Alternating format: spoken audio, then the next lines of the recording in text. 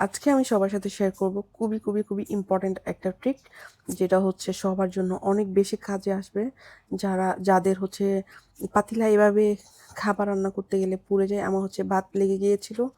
তো আমি হচ্ছে পরে হচ্ছে এটা যে যেটা যতটুকু পরিষ্কার করা ততটুকু পরিষ্কার হয়ে গিয়েছে, যতটুকু যেটা হয় নাই সেটা হচ্ছে আমি আস্তে করে চুলা একটু ছোট করে দিয়ে পাতিলাটা এভাবে গরম করে নিয়েছি।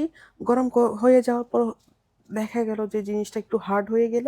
হার্ড হয়ে যাওয়ার পর জিনিসটা নিজে উঠে যাচ্ছে। যে আপনারা দেখতে পাচ্ছেন যে আমি খুবই সহজে এগুলো তুলে ফেলতেছি। চামচের সাহায্যে বা হাতের সাহায্যেও উঠে যাচ্ছিল।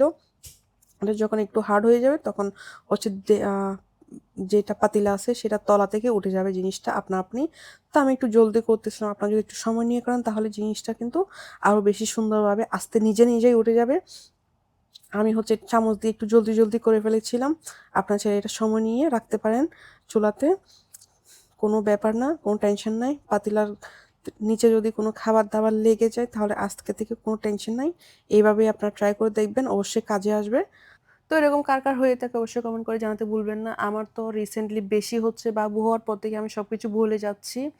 তো আমার মেক্সিমাম টাইম হচ্ছে চুলাতে কোনো কিছু দিলে এরকমই হয়। তো আমি এই ট্রিকটা ফলো করি। আলহামদুলিল্লাহ কাজে আসে।